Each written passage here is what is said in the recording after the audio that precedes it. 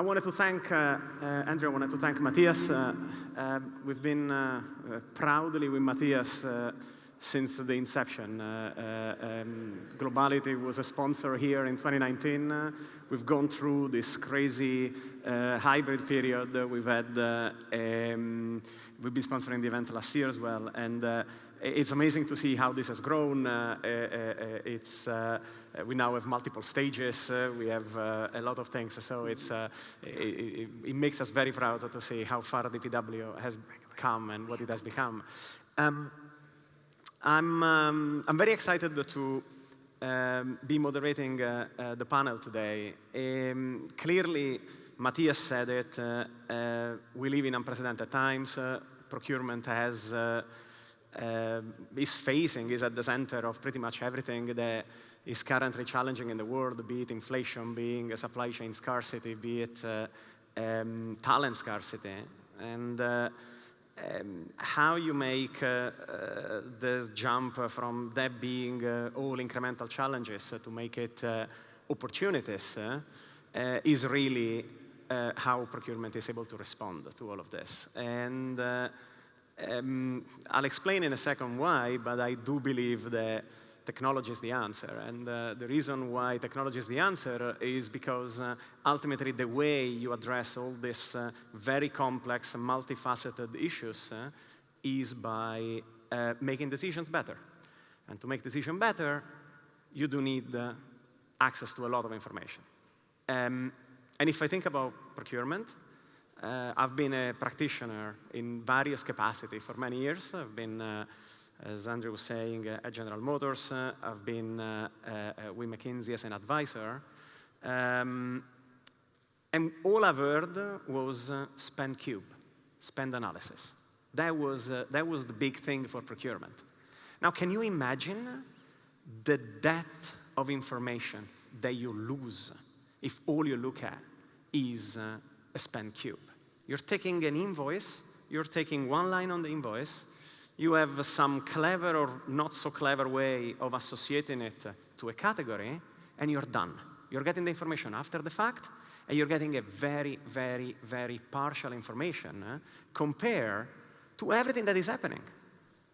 And so 5 years ago, when I set up building a technology that disrupted everything at Globality, we really looked at how we could capture information throughout the journey, from the beginning till the end, because that's where the richness is. And you do it during the event, during the source to contract journey. You don't do it after the fact to try and then make better decisions the next time around. You simply don't have time anymore to do this. But anyway, I took this chance of being first on stage to share my view. We're really not to hear my view today. We're really to hear the view of my co-panelists. And let me start introducing the first one. If I can use a David Letterman say, it really needs no introduction. Elouise Epstein. Elouise has been, please, Elouise. Elouise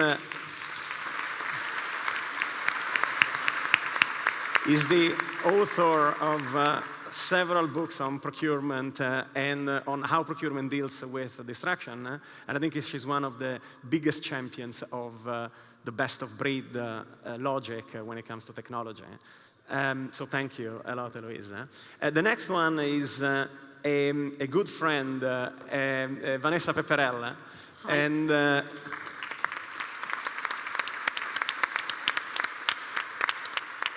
from Aquanima, the wholly owned procurement organization from Gruppo Santander, but many years in experience in automotive as well, and also a professor at the University of Navarra, is it? No, two different universities. There you go. Yeah. And so let's have a sit and let's get going. The first thing that I want to ask both of you, and maybe Elouise, we can start with you, is what's your vision? How do you envision the future of procurement at this stage? Well, let me say just for a moment, take a moment and just be in this space. We have gone as a profession through the crucible of the pandemic, and we did the work. We showed up as a profession and we matured, and we did more in the last 2 years to advance digital procurement than we did in the previous decade. And I think that's phenomenal, and it's represented, you see it here, very much so, and the companies that are represented here. So I think it's important to start with where we've come from. And the work that we do started, if you go back, our profession's only 25, 30 years old. And back in the 90s, in early 2000s, it was 3 bids and a buy. That was procurement, and it was just off in a closet somewhere and just annoyed everybody. And then we moved to total cost of ownership, and now in the early 2000s, but now we can see that because of automation, we can actually become what we refer to as value orchestrators. And that means driving risk, ESG, innovation, being the orchestrators of all of this. And I think the greatest opportunity is for ESG is through procurement, through your supply base. And the greatest risk to any enterprise is through the supply base. Because if you look at all the large scale hacks, comes through third-party suppliers. So I think to do this, we need to continue driving this digital innovation and adoption. And I'm super excited about the future of procurement. I think this is the greatest time to be in procurement and the greatest group or part of the business unit of an enterprise to be in.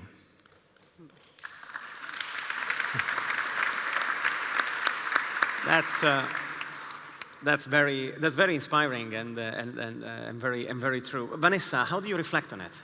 Well, I was thinking about how many influence we have in this room. If you can imagine, if we pull together all the volumes, all the decision-taking that we have in our hands, we are able to deliver the change that the society and the big companies are responsible for. I mean, big corporations have a responsibility regarding ESG, make it real, and try to balance. And procurement is the handover and the link in between the market, the innovation, the new players, and the new trends delivered to the business. So to me, it's a unique opportunity for us to request a seat on the table. That's a question that we've been discussing many, many times. But now we show through the pandemic that we were able to deliver, we were able to save our business in some cases.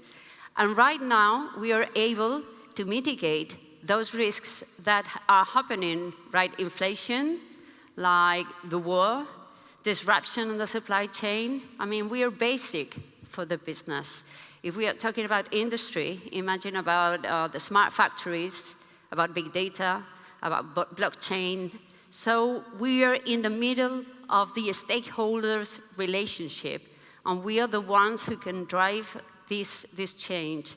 So to me, an enabler is, of course, technology. Without technology, we wouldn't have the time to think about strategy, to think about next steps, to think about what is the best of breed of the technology ecosystem that we have for every company. So take the chance, embrace the change, don't be afraid, and choose wisely your people, because people is the main asset that we have. Yeah, thank you. I think it's so many things. You touched on so many topics. You touched on how do you cope with all the challenges that are there? How do you achieve your strategic ambition like ESG? You touched on how you retain your people and grow your people and so on. Considering that we are at a digital company, I like to take a little bit of a technology angle with it. But starting with you, maybe Vanessa, what are the main challenges that you are a CPO in charge of an organization. The main one, it's after that we have proven that we can deliver the value. Now we have to change the mindset and get the business together with us. Engagement from the business from the beginning of the projects. So innovation should be part of our roadmap as well. And being together, defining the request for information, not only the request for quotation. So define together what the business need. And we can do it through technology and linking this thinking, this vision with the market trends and scouting best of breed of the opportunities that we have ahead. So tools like Globality, you can do it. You have many different companies, many different small businesses, and with this you can link small businesses with big companies. Otherwise, it wouldn't be possible. So right there you have ESG component. Right there you have technology. Right there you have time to market. A reduction time to market, and also simplifying the process, so be more customer-centric in our business. Yeah, and Elouise, it's I was listening to Jeremy's presentation earlier, and all the amazing things that in all fields technology is bringing, and artificial intelligence and machine learning is bringing, and so on. What role do you think that plays? Does that represent a challenge today for a CPO that wants to transform their organization? No, I think it's a huge opportunity. You see that actually any startups here is leveraging all of these developments that James is talking about, or will continue to do that, and I think that's great. When you were talking about spend analytics was the thing 20 years ago, it seems so quaint now or anachronistic. And so we have all this horsepower and intelligence. We can now do things like category intelligence, supplier intelligence, risk intelligence, which is moving beyond orders of magnitude beyond anything we've done before. So I don't see the challenge as that. I will say there are 3 challenges. IT continues to be a roadblock, and there's no good reason why. There is a lot of fear about engaging with startups, and I think we have to dispel that fear, and that's part of what my work focuses on. And then the talent, we absolutely need to, as she was saying, upskill the talent and really have the entire organization be digitally focused. Yeah, and I think organizations like events like this one, like DBW and so on, play a key role, at least on one of those, which is getting new technology closer to procurement and play a role there. Vanessa, I need to ask you this because I know it's very close to my heart and it's very close to your heart. Can you talk a little bit more about the journey that we've had together as a use case for adopting a technology, I wouldn't say untested, but not fully tested yet at the time, 2 years ago, like Globality. And how was the journey for Santander and Aquanima? When I joined Santander, it was like 2 years ago. I come from a completely different world. I came from automotive, so to me it was like a shock. I didn't know what I was selling. I don't know what I was buying. I didn't know anything. But what it traps me, and I fell in love, it was because of the change management that it was happening. And one of the drivers was the implementation of Globality into the bank. It was a complete disruptive way of thinking. It's the first time that users and business, they feel owners. They don't see us as the enemy or controllers. They have the power to decide. They have the power to interact with the tool, and it's the user experience is much better. So we did the hardest part, because I have to talk also about the pain points and lessons learned. It was the change management. We began by convincing our own team that they were not going to lose their jobs, you know? Because when they think about artificial intelligence and technology, they're afraid, and they don't want to embrace the change. So we try to convince them that they will upskill themselves, they will reskill themselves, and they will have time to think about what we're doing. So it was it was an incredible journey. We are still on it. And just in less than 1 year, we have thousands of events into the platform, 2 billion, and it's only the beginning, managed through the platform. And we were able to deliver time to market speeder, simpler and lean process.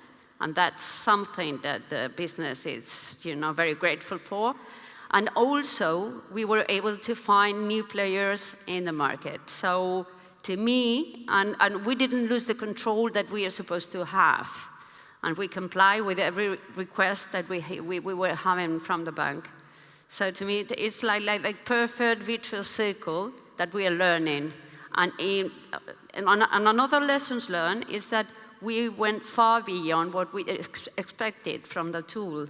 And we stressed the tool and tried to use it in a different way and being innovative, and we succeed. So that's it. I mean, it was it's a journey that we're still there, but it was, amazing. It's a different change of the game, because it's self-procurement, self-sourcing, and it gives you time to think about those challenges that we were talking about.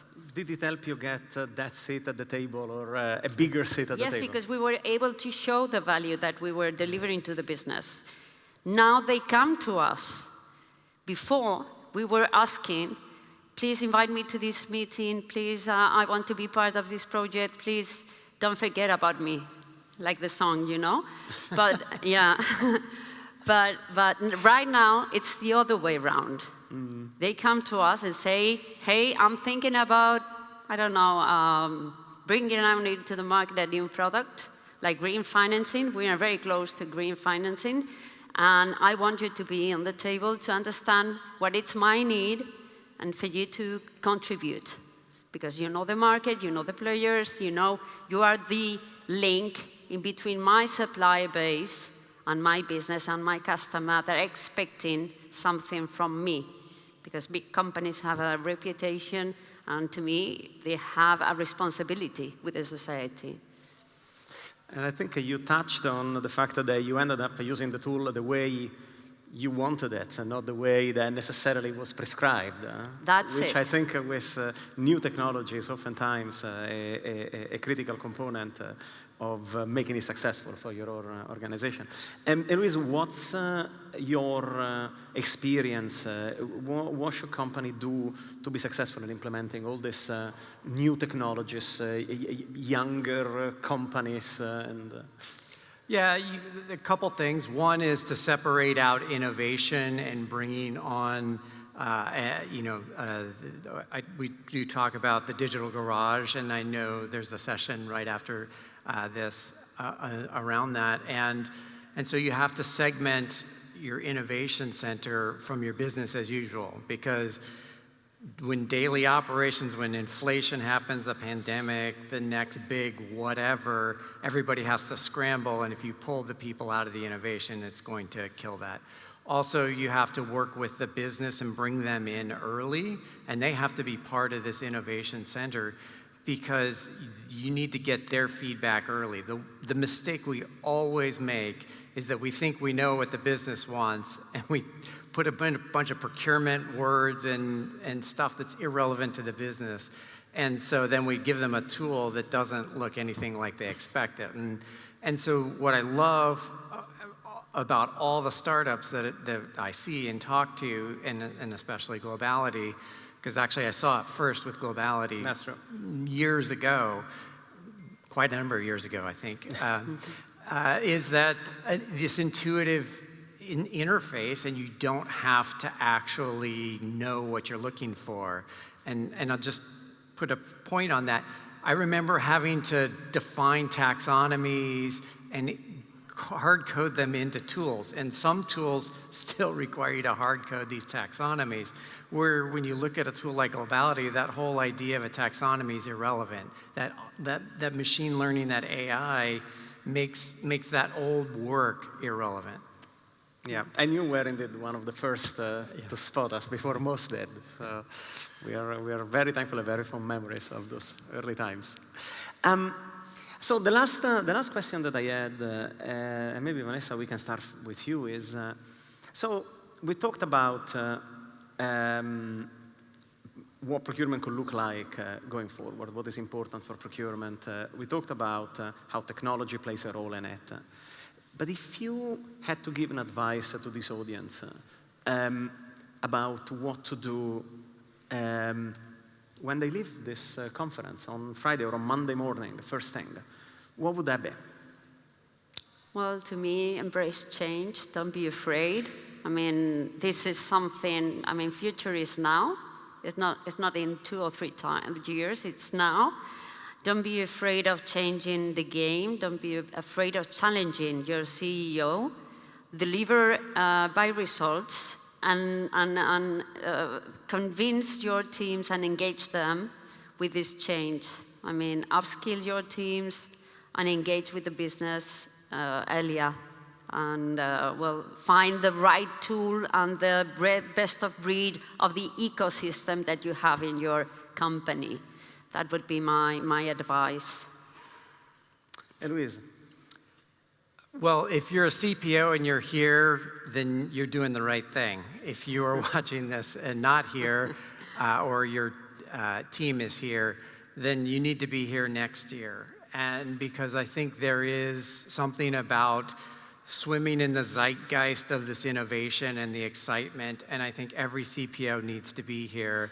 And I'm impressed that Vanessa's here, and there's others, because this is how you learn. And we've had too many leaders, and if I can, I'm going to be talking about leadership bias tomorrow in my session. And so I think we have too many leaders that have sat in this, like vacuum, and they've made some poor decisions. So I think you need to be out and engaging and at the very senior level. And so I would say to every CPO on Monday morning, call a founder and really get engaged. I also think IT groups absolutely loathe me. And I think that part of it is because I'm pushing against the grain and challenging the status quo in IT, because when it comes to sales and the commercial side, IT is very hands-off, Salesforce is all good, whatever. But when it comes to supply chain, for some reason, IT thinks they know best. And I think we need to push against that. And so maybe Monday is call a founder, maybe Tuesdays take the CIO out to lunch. And if that doesn't go well, Wednesday, talk to the CEO and try and get the CIO fired.